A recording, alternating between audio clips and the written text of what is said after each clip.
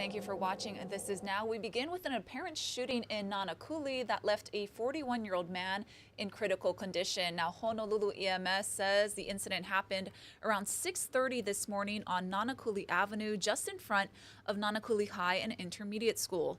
Officials said the victim suffered an apparent gunshot wound and was treated and transported to a nearby hospital.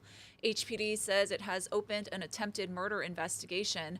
Following the incident, Nanakuli High and Intermediate School sent out a letter to parents stating that all students and staff are safe and that it did not impact operations on campus. School officials added that they are in contact with law enforcement as an added precaution.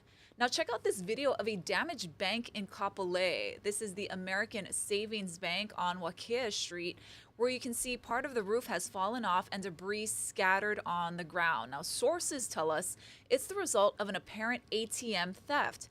We're told it's believed suspects used an excavator from a nearby construction site and got away with an unknown amount of cash. Police said the case is classified as first-degree theft and criminal property damage. At this time, no arrests have been made and the investigation is ongoing. We want to take you live outside now to Oahu's North Shore. This is Waimea Bay. There is a high surf warning in effect for some parts of the state. Guy Hagi has the latest in your forecast. How's it on this Thursday? A weak front is moving through the state with scattered showers. Drier conditions coming in behind the Kauai already clearing. And you can see the moisture lingering around Oahu, slowly going to move towards Maui County and Hawaii Island. And it's going to sit over the east end of the state probably through tomorrow while drier conditions take over for the west end of the state. And behind the front, we've got northerly winds filling in. And that's going to bring in a cooler air mass. The winds will slow down today and tomorrow, only to pick up for the weekend. The weekend actually looking pretty nice, although it's going to be a little bit breezy. So again, the winds will run slow today, 5 to 15 coming out of the north and then slowly to the northeast. A little damp this morning for Oahu, and slowly these showers will move onto Maui County and Hawaii Island, where they will linger through tomorrow. And by lunchtime, we'll see skies clearing for Oahu with lots of sunshine into the afternoon, but temperatures will run cool. I don't think we'll even break 80 today.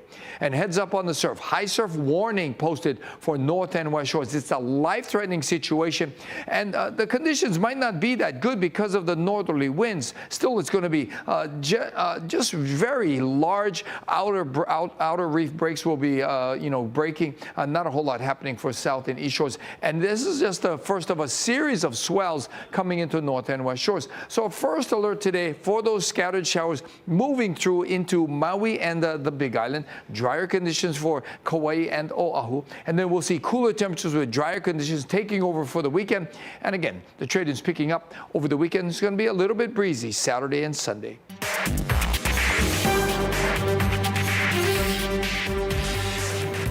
Honolulu police have identified a man accused of shooting to death an acquaintance in Aiea. He appears to be related to another man behind bars in a high-profile child abuse death. Ben Gutierrez has more. Arrest records show that Leroy Rodriguez is being held on suspicion of second-degree murder. The home where he was taken into custody was also visited by police 3 years ago in connection with the disappearance of an 18-month-old girl. Police tape surrounded the single-story home at Kamehameha Place in Aiea, where the shooting happened on the street outside shortly after 2 in the afternoon. We heard sirens and we came out here and we didn't really know what was going on. Bit concerned because sirens are normal around here, but they're not usually this close. The victim, a 21-year-old male, and the suspect, a 33-year-old male, met at the suspect's family's residence. They met because the victim was supposedly to collect money for a piece of jewelry that the suspect bought from him previously. The victim and the suspect got into a verbal argument, which escalated when the suspect shot the victim once to his head. Several nearby residents say they avoided the home and suspect Leroy Rodriguez, but are still shaken by the murder. Neighbors and sources also tell us that the home is the same one where Travis Rodriguez lived. The 43-year-old Travis Rodriguez was indicted for murder in the death of his 18-month-old daughter, Kitana Ancog, who was last seen in January 2021 when she was dropped off at the residence. Police say he confessed to beating his daughter to death. Her body was never found. You know, we can't control what's happening. The best is if they see anything, call 911, report it right away. Be very aware of their surroundings. People that's not supposed to be in the area, they should call, report it, just to keep their community safe. Leroy Rodriguez remains in custody pending charges including murder, along with 3 counts of criminal contempt of court. Ben Gutierrez, Hawaii News Now. The arraignment has been set for 2 attempted murder suspects accused of acid attacks on Oahu. Paul Cameron and Sebastian McQuan are due in court on Monday to face 7 new charges involving an alleged murder-for-hire plot.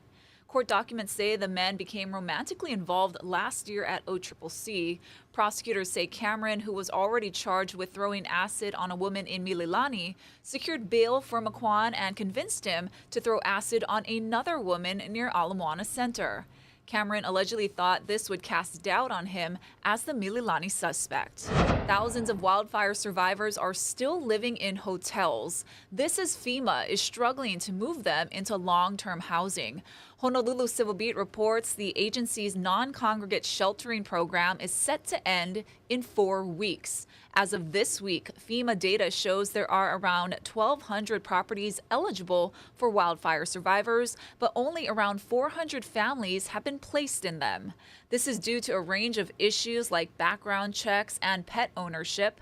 FEMA and the state say they are working to address the problem as quickly as possible. If you want to read more on this, just head over to civilbeat.org. And if you or someone you know is feeling emotionally distressed since the Maui wildfires, there is help. Hawaii Cares is offering free confidential counseling. You can call the helpline at 800-753-6879 or text Hawaii Cares at 988. It's available all day, every day. For more information, head to our website, hawaiinewsnow.com. State lawmakers are setting aside $1 billion for Maui's fire response, but they aren't quite sure how it'll be spent. The Maui Funding is part of an $11 billion draft budget passed by the House yesterday. The spending plan includes no major cuts to state programs, but some money has been diverted to pay for Lahaina's recovery.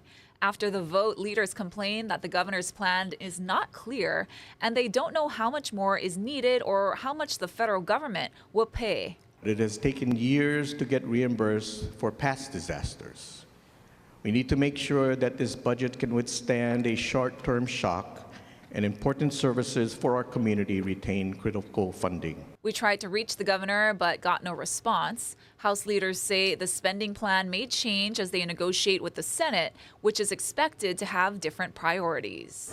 There's a new campaign from the Hawaii Tourism Authority to encourage a thoughtful, responsible return of visitors to the Valley Isle. Casey Lund had a preview this morning on Sunrise. We went to all kinds of different areas of Maui, of course, focusing a little outside of Lahaina too. Some of those businesses like in upcountry and places like that, well, they say they appreciate this campaign.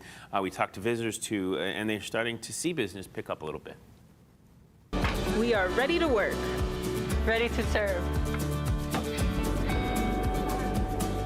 We are ready to guide you. Ready. Of course, you may have seen that campaign launched by HTA, the Hawaii Tourism Authority. When on our day on Maui, check this out. We showcase some cool places. A butterfly farm in Olowalu, helicopter tour company, restaurants, small businesses in upcountry who they tell us that it's the locals, especially up there, that kept them afloat during the hard times after Maui fires. And even worse during COVID, they say their local customers really supported them. And it's that support the Hawaii Tourism Authority says has to be sustained to see many of these businesses through the hard times. Well, as we continue to work to make sure that Maui gets back on its feet, especially the town of Lahaina, it'll be sacrosanct. But we need to start letting people know that the rest of Maui is open to foster stability, return to a sense of normalcy, and that economic recovery that's needed.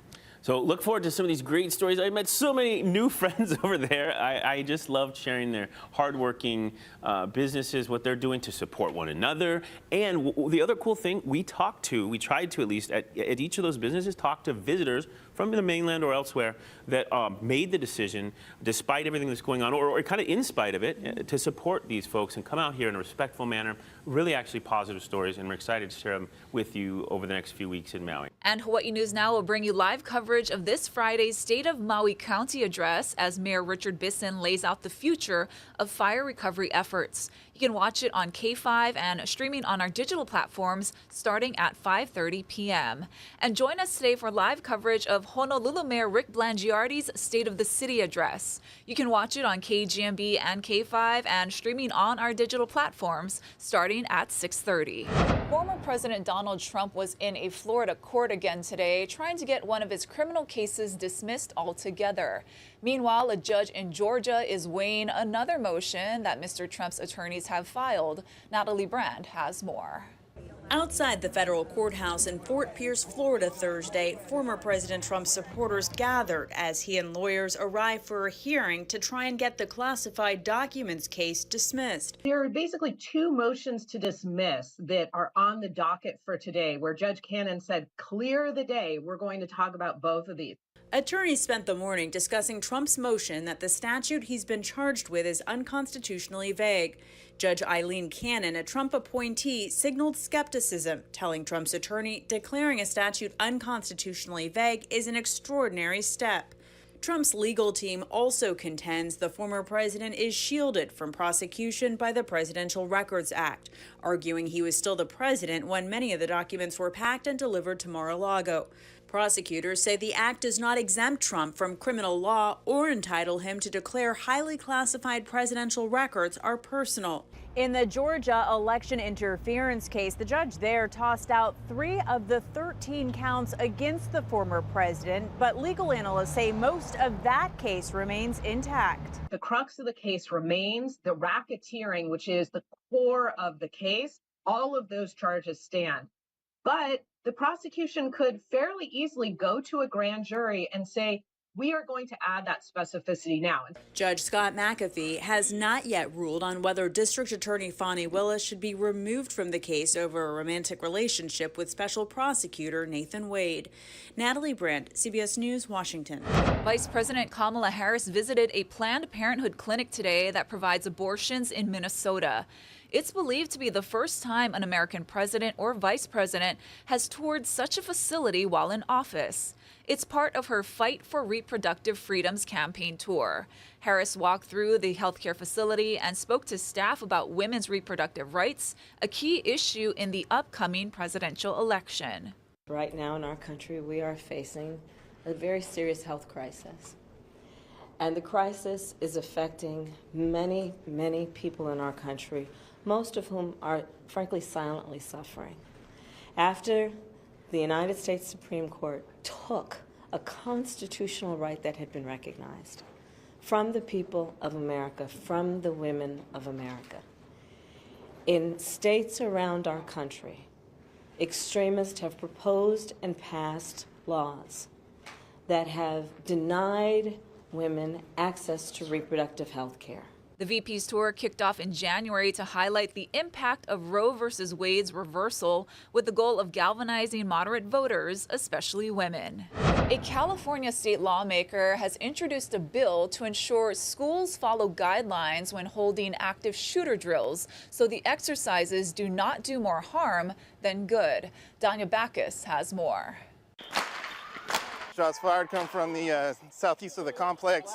Active shooter drill simulations are taking place in schools across the country. White male, black shirt, tan hat. This one in Corona, California was planned in advance and used law enforcement and volunteers to mimic a real-life situation. But it's drills like these that California Assembly member Chris Ward says, without a proper playbook, can go too far. You would see these really wild stories about a principal who decided that it would be a good idea to have fake gunmen come onto campus, or asking students to portray victims lying in blood. Ward has proposed legislation that would standardize how California public schools conduct active shooter drills, similar to the way fire and earthquake drills are regulated. We're seeing some of the data come in from national studies that these activities are causing more trauma, more harm than good. According to the Education Commission of the states, at least 45 states require schools to conduct safety drills, and it's mandatory local law enforcement be involved in at least 17 states. Ward's bill includes, among other things, prohibiting the use of simulated gunfire, parental notification that a drill is taking place, and an opt-out provision for parents who do not want their student to participate. Simulation might be a good idea maybe for the older kids, not so much for the younger kids. But at the same time, I feel that with my kids, I want to maintain, I want to keep it real with them. I want to let them know, hey, this is the reality. Indiana's governor just signed a school safety bill that no longer requires students to participate in drills that include prop guns, pellet guns, and simulations of gunshots and injuries. Danya Backus, CBS News, Los Angeles. The turbulent trajectory of TikTok in the U.S. took another turn today with an unexpected announcement from a former cabinet member under the Trump administration who said he's putting together a plan to buy the popular platform. Lara Aguirre has more. I'm going to put together a group to buy TikTok. You're trying to buy TikTok? I am. It's the latest twist in the TikTok tug of war on who should or will control the wildly popular social media app in the U.S. Former Treasury Secretary under Donald Trump, Steven Mnuchin, on CNBC Thursday, unveiling his plan to make a bid, which could happen if a bill banning the Chinese-owned platform or forcing its sale in the U.S. makes it to President Joe Biden's desk. It passed the House with strong bipartisan support Wednesday. This is a huge lever to affect elections, to carry out a communist government's nefarious plans. ByteDance ownership of TikTok is a threat to the security of the United States. The editor-in-chief of ByteDance is the secretary of the CCP cell embedded at the very highest levels of ByteDance to control all of its products, including TikTok. National security concerns are the most common thread joining both sides of the aisle. Still, there were a few dozen holdouts in the House. There are First Amendment implications at stake. We want to ensure that TikTok is in the ownership of either an American company or a company in an allied country. Mnuchin hasn't yet revealed how he'd finance the deal or how much he'd offer. But even to get there, the bill to force a sale needs to pass here. We're going to allow the process to unfold as it should in the Senate. I'm Laura Aguirre reporting. Waimea Bay on Oahu's North Shore. Again, a high surf warning is in effect for north and west facing shores of Ni'ihau, Kauai, Oahu, Molokai, and north facing shores on Maui. We're going to take a quick break, and then we have some from the feed stories and some good news to end the show.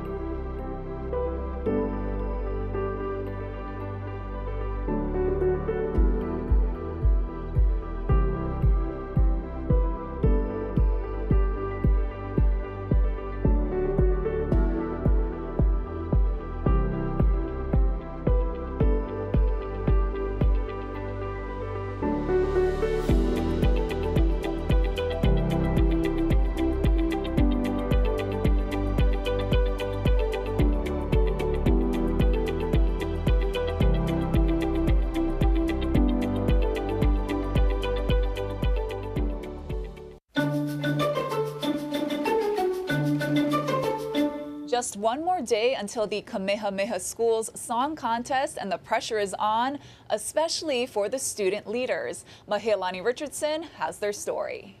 The theme of this year's song contest is Noho Noa Ho'o Mana'oa'e, the music of Bill Ali'i Loa Lincoln. The song directors pick songs by the legendary falsetto singer, and soon it'll be their turn in the spotlight. The Charles E. King Cup goes to Ho'omaikai, Kapapa o Ma'o. Last year, the junior class took the top award for the combined class competition and got 4 of the 7 awards. It was kind of unreal, actually. I didn't really think that it was going to happen. Now seniors, can they pull off another win under co-ed director Taitea Sunaoka? Their song is Na Kuahivi Kaulana, which goes on a journey to the famous mountains of Hawaii Island. It's exciting, but at the same time it's sad knowing it's going to be my last time on that stage, but it's really a special feeling that you really can't get anywhere else. Sela Kaupufranda is the senior women's director. Their mele is Pualealoha, which is about Uncle Bill Ali'iloa Lincoln's admiration for his friend Alice Pualealoha. This mele is simple, and the beauty is in its simplicity. So telling my girls that they don't need to do too much to make it beautiful, it's already beautiful as it is. While Franda has the experience of winning, she says this year is different. They're not really too obsessed with winning, but more of building pilino with each other and making sure that they show up for one another and also for me, which has been really nice to see. Co-ed director Brennan Akawili shared the Director's Award last year with Sunaoka and says the sophomores are determined to avoid potential bad luck. There's something known as a sophomore curse, where the sophomore class always has trouble, and what I want to do is help my class believe that they have a chance. The sophomore co-ed song is Aina Kaulana, which goes on a car ride to the special places of Hilo. And I think it's going to be a fabulous trip. Well, all the song directors are chosen by their class, where they audition by leading a song, and then the class votes. That was Mahealani Richardson reporting. You can watch the 104th Kamehameha School's annual song contest tomorrow. The pre-show starts at 7 p.m. on K5 with competition at 7:30. Lawmakers honored social media star Bretman Rock yesterday. Adding another achievement to his already long list of accolades, Rock was recognized by the legislature's Filipino caucus for his work in bringing positive attention to Hawaii and Filipino Americans. Plus, he's an LGBTQ+ ambassador with a reach that stretches across the globe. Rock has his own reality show and over 35 million combined followers on TikTok and Instagram. You've become a voice for your generation, encouraging young people to use their voice for change. Through your videos, you've brought smiles, laughters, and even tears to brighten our toughest days. Last year, Rock was featured in Vogue Philippines and recently became an ambassador for Beyoncé's hair care line. Holy cow! Jeannie Moose shows us what happened when a bovine objected during someone's wedding. You know how in the movies, someone's always piping up to stop the wedding? Well, this is the bovine version of that. Just as the officiant uttered the "any objection" line. In order to proceed, I must now ask if any person here present who invited the cow? The cow chimed in from the neighboring field at this English country wedding where Amy and Harry Millard tied the knot. All of a sudden, it kind of broke the tension. It was the most perfect timing. Perfect because the cow refused to forever hold its peace a second time. If any person here present knows of any lawful impediment. You can't expect a cow to enunciate like a donkey. I object! I object! But even the newlyweds don't object to what the bride called one of the magical moments of the day. The officiant finally got through the objection part. You should declare it now. Non-bovine only. Meanwhile, the groom, a teacher, is being teased by his students. No, they're just mooing. It was a moving ceremony, destined to be milked for years. Jeannie Mose, CNN, New York. And finally, today is the 14th of March, so 314. Those digits are crucial because they make March 14th National Pi Day. But not pi as in apple pie or pizza pie, pi as in the mathematical constant 3.14, represented by the Greek letter pi. Now, it's the ratio of a circle's circumference to its diameter. And according to nationaldaycalendar.com, the first major observance of Pi Day was back in 1988. Thank you so much for watching This Is Now. More news first at 4.